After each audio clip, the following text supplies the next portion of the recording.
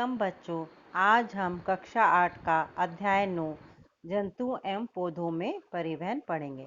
बच्चों, आज हम जानेंगे कि जंतु एवं पौधों में परिवहन किस प्रकार होता है, यानी आवागमन किस प्रकार होता है। जैसे कि आवागमन से मतलब है मेरा बच्चों कि सांस लेने पर जो ऑक्सीजन हमारे शरीर में प्रवेश करती है वह कहाँ जाती है, और जो हमारे अंदर से कार्बन डाइऑक्साइड बाहर निकलती है। तो इन दोनों चीज़ों गैसों का आवागमन होता है ना, तो इसी के बारे में आज हम जानकारी प्राप्त करेंगे।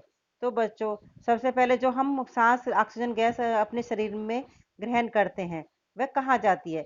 यह ऑक्सीजन फेफड़ों की दीवार में स्थित रक्त वाहिनियों में उपस्थित रक्त द्वारा अवशोषित होकर शरीर की प्रत्येक जीवित कोशिका में पहुंच जाती है।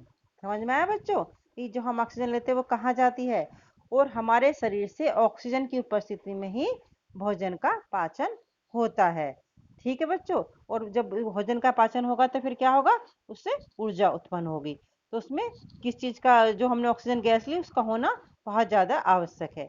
फिर इसके साथ ही जब हमारे भोजन की पाचन क्रिया संपन्न हो जाती है तो कार्बन डाइऑक्साइड गैस भी बनती है, और जो पुनः रक्त के माध्यम से फेफड़ों तक पहुंचा दी जाती है। ठीक है बच्चों, अब है हमारा मनुष्य का परिसंचरण तंत्र। परिसंचरण तंत्र किसे कहते हैं? देखो बच्चों, हमारा परिसंचरण तंत्र का का निर्माण होता है, हम इसके बारे में जानेंगे कि जो हमारे शरीर का परिसंचरण तंत्र है उसका निर्माण कैसे होता है। देखो, हृदय, रुधिर वाहिनियों और रुधिर मिलकर मनुष्य में परिसंचरण तंत्र का निर्माण करते। कौन कौन निर्माण करता है? हृदय, रुधिर, रुधिर वाहिनी जिनमें रुधिर का प्रवाह होता है, और रुधिर मिलकर मनुष्य का परिसंचरण तंत्र का निर्माण करता है। अब सबसे पहले आता है हमारा हृदय। ठीक है बच्चों, हृदय तो आप सभी जानते हैं। अब इसका मनुष्य का हृदय कैसा होता है बच्चों? मनुष्य का हृदय गुलाबी रंग की त्रिकोणाकार पेशीय रचना है, और इसका आकार कैसा होता है? लगभग मुट्ठी के बराबर। आप लोग मुट्ठी बंद करके देखिए तो उसकी शेप की तरह होता है इसका आकार। ये हमारे वक्ष, और ये स्थित कहाँ होता है? ये हमारे वक्ष गुहा में बाई ओर स्थित होता है। कहाँ होता है? बाई ओर स्थित होता है। और हृदय में 4 कक्ष पाए जाते हैं। कितने कक्ष पाए जाते हैं? 4 कक्ष। 2 कक्ष ऊपरी भाग में जिन्हें आलिंद कहते हैं, तथा 2 कक्ष निचले भाग में जिन्हें निलय कहते हैं। ठीक है बच्चों, हृदय के दाएं भाग में कार्बन डाइऑक्साइड युक्त, देखिए आपको इसमें ये शेप भी देख पा रहे हैं आप कि मनुष्य के हृदय की जो संरचना का आप देख रहे हैं, इसका काट चित्र देख रहे हैं आप, इसमें देख पा रहे हैं इसकी संरचना।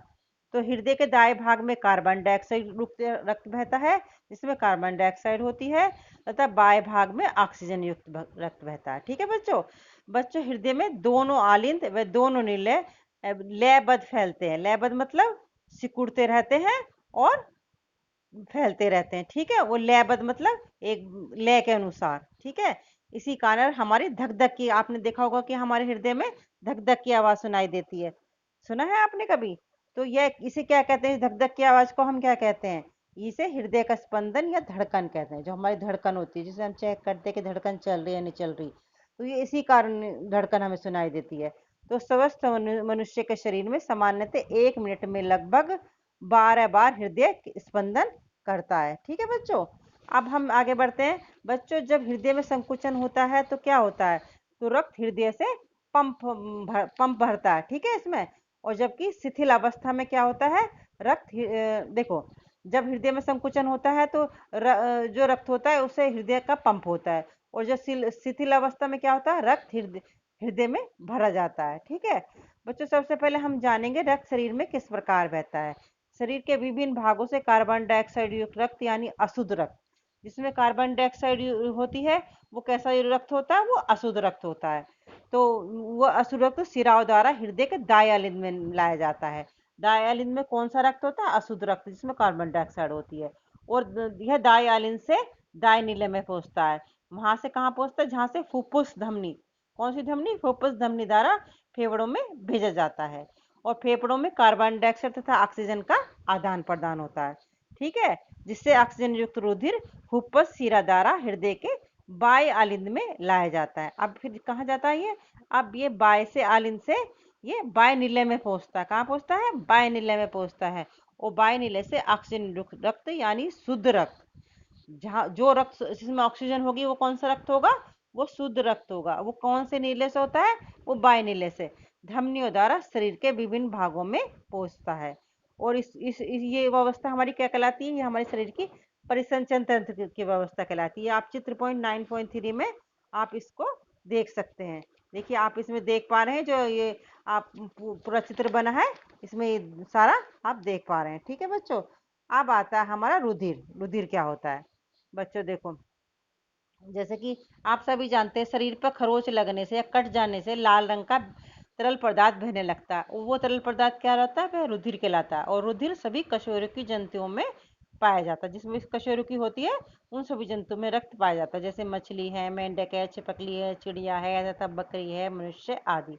अब रुधिर के कितने भाग होते हैं, रुधिर के दो भाग होते हैं बच्चों, रुधिर कणिकाएं तथा प्लाज्मा। अब आता है रुधिर कणिकाएं। अब आता है सबसे पहले हम रुधिर कणिकाएं। ठीक है बच्चों, तो रुधिर कणिकाएं के बारे में जानेंगे। सबसे पहले तो देखो हम रुधिर का लगभग 45% भाग इससे बनता है। और ये 3 प्रकार की होती है, लाल रक्त कणिकाएं, श्वेत रक्त कणिकाएं और रुधिर प्लेटलेट्स। आप इन सबसे पहले अब हम इनके बारे में जानेंगे कौन कौन सी होती हैं ये। ठीक है, तो ये है सबसे पहले लाल रुधिर कणिकाएं। सबसे पहले हमारी कौन सी किसके बारे में जानेंगे, लाल रुधिर कणिकाओं के बारे में। ये होमोग्लोबिन नामक रंग युक्त प्रोटीन का निर्माण करती है और इनके कारण रक्त का रंग लाल होता है। ठीक है बच्चों, और इनका कार्य क्या होता है, अब हम जानेंगे इनका कार्य क्या होता है। मानव शरीर में ऑक्सीजन तथा कार्बन डाइऑक्साइड गैस का कोशिकाओं का आदान प्रदान किसके द्वारा होता है, रक्त के द्वारा होता है। अब आती है हमारी श्वेत रक्त कणिकाएं। क्या कौन सी रक्त कणिकाएं थे, श्वेत रक्त कणिकाएं।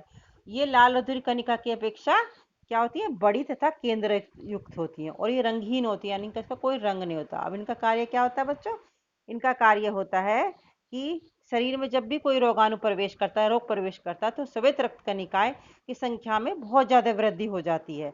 और एक तरह से क्या किसका कार्य करती है, ये पहरेदार का कार्य करती है। मतलब ये इस तरह से कि जैसे गेट पे एक पहरेदार खड़ा रहता है, ऐसे ही ये हमारी शरीर में एक पहरेदार का कार्य करती है। और जब कोई रोग प्रवेश करने वाला होता है, ये अपनी संख्या से दोगुनी संख्या में बदल जाती है और उस रोग से लड़ने की प्रयास करती है। इसलिए अगर हमारे शरीर में श्वेत रक्त कणिकाओं की कमी हो जाए तो हमारा क्या होगा, हम रोगों से ग्रस्त हो जाएंगे। ठीक है बच्चों, अब आता है हमारा रुधिर प्लेटलेट्स। अब हमारा आता है रुधिर प्लेटलेट। ये क्या होता है भैया, रुधिर प्लेटलेट्स आकार में बहुत छोटी केंद्रक विहीन दिल उतले उतले होती है। उसका कार्य क्या होता है, रुधिर प्लेट रुधिर का थक्का बनाने में मदद करते हैं। जैसे कि हमारे चोट लग गई, अगर ये थक्का ना बने तो क्या होगा, लगातार हमारे शरीर में से खून निकलता रहेगा और उसमें से मनुष्य की मृत्यु भी हो सकती है। तो ये क्या करती है, ये उसका रुधिर का थक्का बना देती है, जिससे वो रक्त इतनी मात्रा में निकल नहीं पाता। ठीक है बच्चों, तो अब क्या आता है हमारा, देखो बच्चों, अब इसके बाद हमारा आता है कि ये तो हमारी श्वेत रक्त कणिकाएं होगी। अब हमारा आता है रुधिर वर्ग, कि हमारे रुधिर कितने कितने रुधिर के वर्ग क्या होते हैं।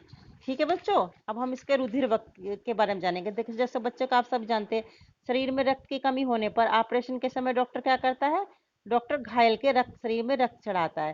लेकिन रक्त चढ़ाने से पहले हमें क्या पता होना चाहिए, रक्त चढ़ाने से पहले हमें पता होना चाहिए कि उसके रुधिर का वर्ग कौन सा है, यानी वो कौन से वर्ग का है, जब तो वो दूसरे मरीज को चढ़ाया जाएगा। देखो इसके लिए हमने क्या करा, उसने साइंटिस्टों ने खोजा कि मनुष्य के रुधिर में 2 प्रकार के प्रोटीन पदार्थ होते हैं, एक तो प्रतिजन तथा एक प्रतिरक्षी। अब प्रतिजन क्या होता है, लाल रुधिर कणिकाओं की जीवन कला की बाहरी सतह पर स्थित होते हैं और ये 2 प्रकार के होते हैं, प्रतिजन ए तथा प्रतिजन बी। ठीक है बच्चों, तो अब हम इसको क्या करते हैं, अब इसको हम ए और बी के आधार पर बांट देते हैं। ठीक है, जैसे कि आप ये तालिका 9.1 देख पा रहे हैं। देखो अब इसमें क्या है, रुधिर वर्ग है। रुधिर वर्ग कौन कौन से हैं, पहला ए, फिर ए बी, फिर ए बी, फिर ओ। यानी ए, पहले ए पॉजिटिव, फिर ए नेगेटिव, ठीक है, B positive, B negative, A B positive, A B negative, या ओ पॉजिटिव, ओ नेगेटिव। ठीक है बच्चों, ये इस तरह से हमारे ग्रुप होते हैं। तो अगर जिसके शरीर में भी हमें वो ब्लड चढ़ाना होता है, तो पहले हमें ये जानना होता है कि उसका ब्लड ग्रुप क्या है। तो जो उसका ब्लड ग्रुप होता है वो उसी ब्लड ग्रुप को उसको चढ़ाया जाता है। लेकिन जो कुछ ग्रुप जैसे ओ पॉजिटिव है, तो ओ पॉजिटिव क्या कहलाता है, ये दाता कहलाता है। ये यानी इस किसी भी मनुष्य को अपना ब्लड दान कर सकता है, लेकिन ये केवल ले सकता है अपने ही ग्रुप से, लेकिन ये दे सबको सकता है। ठीक है बच्चों, तो ये तो अब हमारा हो गया पूरा कि ब्लड ग्रुप, ब्लड के कितने वो होते हैं और ब्लड किस तरह से चढ़ाया जाता है। ठीक है, किस किसका आदान प्रदान होता है। अब आता है हमारा पौधों में परिवहन। देखो आपने देखा होगा कि जब आप अपने पौधों में पानी डालते हैं या किसी को पानी डालते देखा होगा, तो मुरझाए पौधों में जब पानी देते हैं तो कुछ देर बाद उसकी पत्तियां हरी हरी भरी ताजी दिखाई देने लग जाती हैं। तो ये क्या होता है, जल जड़ों से पत्तियों तक पहुंच जाता है। अब ये कैसे पहुंचता है ये हम समझेंगे। पत्तियों में प्रकाश संश्लेषण की क्रिया में बना भोजन पौधे के विभिन्न भागों में पहुंच जाता है।